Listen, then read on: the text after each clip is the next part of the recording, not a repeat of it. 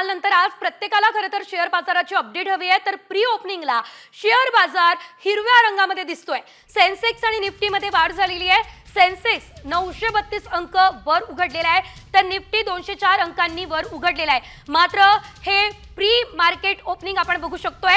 आता काल आपण बघितलेलं होतं तब्बल 4000 अंकांनी शेअर बाजार जो आहे तो पडलेला होता आणि आज आपण जर बघितलं तर प्री ओपनिंगला शेअर बाजार सध्या तरी हिरव्या रंगात दिसतोय। आशा पल्लवित होत आहे, मात्र ही प्री ओपनिंग आहे, त्यामुळे एकंदरीत पुढे नेमकं काय घडतं हे बघणं महत्त्वाचं असेल। सेन्सेक्स आणि निफ्टीमध्ये सध्या तरी वाढ झाली असल्याचं बघायला मिळतंय। सेन्सेक्स 932 अंक वर उघडला असल्याचं दिसतंय, तर निफ्टी 204 अंकांवर उघडली असल्याचं बघायला मिळतंय।